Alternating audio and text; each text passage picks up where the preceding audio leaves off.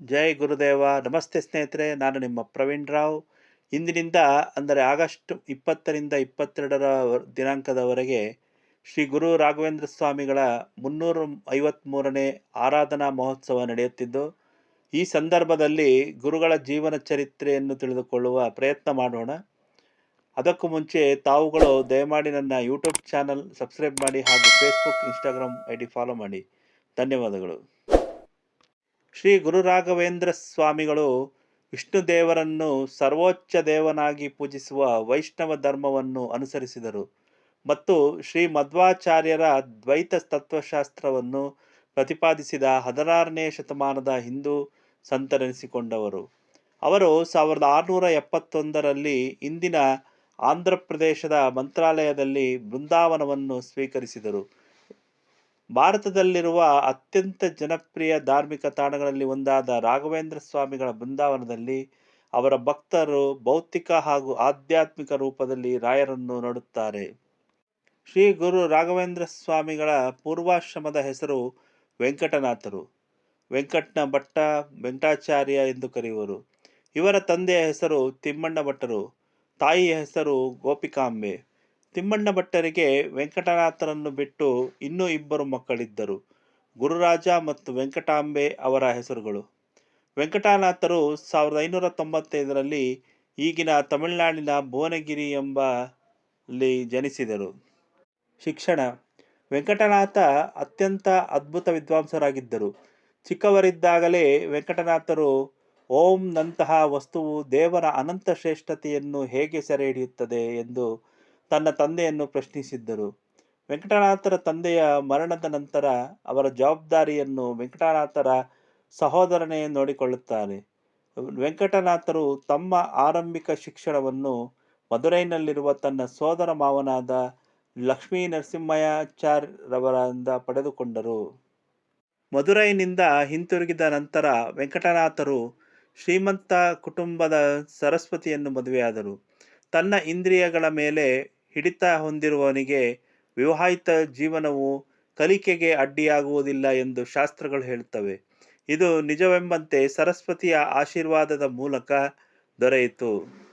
ಅದರಂತೆ ಕುಂಭಕೋಣಂನಲ್ಲಿ ಸುಧೀಂದ್ರ ತೀರ್ಥರ ಆಶ್ರಯದೊಂದಿಗೆ ದ್ವೈತ ವೇದಾಂತ, ವ್ಯಾಕರಣ ಮತ್ತು ಇತರ ಶಾಸ್ತ್ರಗಳ ಮೇಲಿನ ಸುಧಾರಿತ ಕೃತಿಗಳನ್ನು ಅಧ್ಯಯನ ಮಾಡಿದರು. ಹಲವಾರು ಚರ್ಚೆಯಲ್ಲಿ ಪಾಲ್ಗೊಂಡು ತನಗಿಂತ ಉನ್ನತ ಮಟ್ಟದಲ್ಲಿದ್ದ ವಿದ್ವಾಂಸರನ್ನೆಲ್ಲ ಸೋಲಿಸಿದರು. ವೆಂಕಟನಾಥರಲ್ಲಿದ್ದ ಅಪಾರ ಜ್ಞಾನವನ್ನು ಅರಿತುಕೊಂಡ ಅವರ ಗುರು ಸುಧೀಂದ್ರ ತೀರ್ಥರು ವೆಂಕಟನಾಥರಿಗೆ ಮಹಾಭಾಷ್ಯ ವೆಂಕಟನಾಥಾಚಾರ್ಯ ಎನ್ನುವ ಬಿರುದನ್ನು ನೀಡಿದರು. ಪೂರ್ವಾಶ್ರಮದ ಪವಾಡಗಳು. ಒಮ್ಮೆ ಅವರು ತಮ್ಮ ಪತ್ನಿಯೊಂದಿಗೆ ಕುಂಭಕೋಣಂನ ಪ್ರವಾಸ ಮಾಡುತ್ತಿದ್ದಾಗ ಶ್ರೀ ವೆಂಕಟನಾಥ ಮತ್ತು ಅವರ ಕುಟುಂಬವನ್ನು ಸಮಾರಂಭದಲ್ಲಿ ಪಾಲ್ಗೊಳ್ಳಲು ಆಹ್ವಾನಿಸಲಾಯಿತು. ದುರದೃಷ್ಟವಶಾತ್ ಆತಿಥೇಯರು ಅವರನ್ನು ಚೆನ್ನಾಗಿ ನಡೆಸಿಕೊಳ್ಳಲಿಲ್ಲ. ಬದಲಾಗಿ ಅವರನ್ನು ಮನೆ ಕೆಲಸದವರಂತೆ ನೋಡಿಕೊಳ್ಳಲು ಆರಂಭಿಸಿದರು. ಆದರೆ ಆಹ್ವಾನವಿತ್ತವರು ಇವರಿಗೆ ಸರಿಯಾದ ಗೌರವ ಕೊಡದೆ ಗಂಧ ತೇಯುವ ಕೆಲಸ ನೀಡಿದರು. ವೆಂಕಟನಾಥರು ಬೇಸರಿಸದೆ ಕೊಟ್ಟ ಗಂಧದ ಕೊರಡನ್ನು ತೇಯುವಾಗ ಭಗವಂತನ ಸಂಕಲ್ಪದಿಂದಾಗಿ ಅಗ್ನಿಸೂಕ್ತ ಪಠಣಿಸುತ್ತಾ ತೇಯ್ದರು. ತೇಯ್ದ ಗಂಧವನ್ನು ಲೇಪಿಸಿಕೊಂಡ ವಿಪ್ರರಿಗೆ ಮೈಯೆಲ್ಲ ವಿಪರೀತ ಉರಿ ಶುರುವಾಯಿತು. ಹೀಗಾಗಲು ಕಾರಣ ಹುಡುಕಿ ಹೊರಟ ಮುಖ್ಯಸ್ಥರು ವೆಂಕಟನಾಥನನ್ನು ಕಾರಣ ಕೇಳಿದರು. ವೆಂಕಟನಾಥರು ತಾವು ಅಗ್ನಿಸೂಕ್ತ ಉಚ್ಚರಿಸುತ್ತಾ ಗಂಧ ತೇಯುತ್ತಿದ್ದರಿಂದ ಹೀಗಾಗಿರಬಹುದೆಂದು ಹೇಳಿದರು.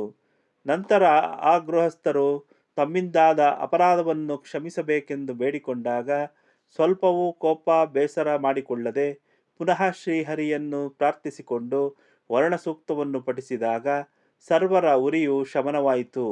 ಇದು ವೆಂಕಟನಾಥರ ಮಂತ್ರಸಿದ್ಧಿ ಹಾಗೂ ಸಹಾನುಭೂತಿಯ ಒಂದು ಉದಾಹರಣೆ. ಶ್ರೀ ಸುಧೀಂದ್ರ ತೀರ್ಥರು ವೇದಾಂತ ಸಾಮ್ರಾಜ್ಯಕ್ಕೆ ತಕ್ಕಂತಹ ಉತ್ತರಾಧಿಕಾರಿಯನ್ನು ಹುಡುಕುತ್ತಿರುವಾಗ ಅವರ ಕನಸಿನಲ್ಲಿ ಮೂಲ ರಾಮದೇವರೇ ಬಂದು ವೆಂಕಟನಾಥರನ್ನು ಸನ್ಯಾಸಿಯಾಗಿ ಶಿಷ್ಯರಾಗಿ ಸ್ವೀಕರಿಸುವಂತೆ ಸೂಚಿಸಿದರು. ಈ ವಿಷಯವನ್ನು ಸುಧೀಂದ್ರ ತೀರ್ಥರು ವೆಂಕಟನಾಥರಿಗೆ ತಿಳಿಸಿದಾಗ ವೆಂಕಟನಾಥರು ಪತ್ನಿ ಮತ್ತು ಮಗನನ್ನು ನೆನೆಸಿ ನಕಾರಾತ್ಮಕ ಉತ್ತರವನ್ನು ಕೊಟ್ಟರು. ಆದರೆ ಮನೆಯಲ್ಲಿ ಸಾಕ್ಷಾತ್ ಸರಸ್ವತಿ ದೇವಿಯೇ ಬಂದು ಸನ್ಯಾಸಾಶ್ರಮವನ್ನು ಸ್ವೀಕರಿಸುವಂತೆ ಆಜ್ಞೆ ಇತ್ತಳು. ಇದರಿಂದ ಮನಸ್ಸನ್ನು ಬದಲಿಸಿದ ವೆಂಕಟನಾಥರು ಶ್ರೀ ಸುಧೀಂದ್ರರವರಿಗೆ ತೀರ್ಥರಿಗೆ ಭಿನ್ನವಿಸಿದಾಗ ಪಾಲ್ಗುಣ ಶುದ್ಧ ಬಿದಿಗೆ ಎಂದು ತಂಜಾವೂರಿನಲ್ಲಿ ರಘುನಾಥ ಭೂಪಾಲನ ಹಾಗೂ ಆಗಿನ ಶ್ರೇಷ್ಠರಾದ ಅನೇಕ ಜನ ವಿದ್ವಾಂಸರು ಆಚಾರ್ಯರ ಸಮ್ಮುಖದಲ್ಲಿ ಶ್ರೀ ಸುಧೀಂದ್ರ ತೀರ್ಥರು ಸನ್ಯಾಸಾಶ್ರಮವನ್ನು ನೀಡಿ ಶ್ರೀ ರಾಘವೇಂದ್ರ ತೀರ್ಥರೆಂಬ ಅದ್ಭುತವಾದ ಹೆಸರಿನಿಂದ ನಾಮಕರಣವನ್ನು ಮಾಡಿ ಪ್ರಣವ ಮಂತ್ರೋಪದೇಶಪೂರ್ವಕವಾಗಿ ವೇದಾಂತ ಸಾಮ್ರಾಜ್ಯದಲ್ಲಿ ಪಟ್ಟಾಭಿಷೇಕವನ್ನು ನೆರವೇರಿಸಿದರು. ಇತ್ತ ತಮ್ಮ ಪತಿಯ ಸನ್ಯಾಸಾಶ್ರಮದ ಸುದ್ದಿ ತಿಳಿಯುತ್ತಲೇ ಮನನೊಂದ ಪತ್ನಿ ಸರಸ್ವತಿ ಬಾಯಿಯು ಬಾವಿಯಲ್ಲಿ ಬಿದ್ದು ಆತ್ಮಹತ್ಯೆ ಮಾಡಿಕೊಂಡು ಪಿಶಾಚಿ ಜನ್ಮ ತಾಳಿ ಶ್ರೀ ರಾಘವೇಂದ್ರ ಸ್ವಾಮಿಗಳಲ್ಲಿದ್ದಲಿಗೆ ಬಂದರು. ಆಕೆಯ ದುರಾವಸ್ಥೆಯನ್ನು ನೋಡಿ ಶ್ರೀ ರಾಘವೇಂದ್ರ ತೀರ್ಥರು ಕರುಣೆಯಿಂದ ಆಕೆಯ ಮೇಲೆ ತೀರ್ಥವನ್ನು ಸಂಪ್ರೋಕ್ಷಿಸಿ ಆಕೆಗೆ ಪಿಶಾಚಿ ಜನ್ಮದಿಂದ ಮೋಕ್ಷ ದೊರೆಯುವಂತೆ ಮಾಡಿಕೊಟ್ಟರು. ಶ್ರೀ ರಾಘವೇಂದ್ರ ಸ್ವಾಮಿಗಳು ದಕ್ಷಿಣ ಭಾರತದ ಪ್ರವಾಸವನ್ನು ಕೈಗೊಂಡರು. ದ್ವೈತ ಶಾಸ್ತ್ರವನ್ನು ಹರಡಿದರು ಮತ್ತು ರಾಮೇಶ್ವರಂ ಮತ್ತು ಶ್ರೀರಂಗಂನಂತಹ ಪ್ರಸಿದ್ಧ ಯಾತ್ರಾ ಕೇಂದ್ರಗಳಿಗೆ ಭೇಟಿ ನೀಡಿದರು. ರಾಮೇಶ್ವರಂನಲ್ಲಿ ಅವರು ರಾವಣನ ವಿರುದ್ಧ ಹೋರಾಡುವ ಮೊದಲು ಭಗವಾನ್ ಶ್ರೀರಾಮನು ಸ್ವತಃ ಸ್ಥಾಪಿಸಿದ ಶಿವಲಿಂಗದ ಮೂಲವನ್ನು ಬಹಿರಂಗಪಡಿಸಿದರು.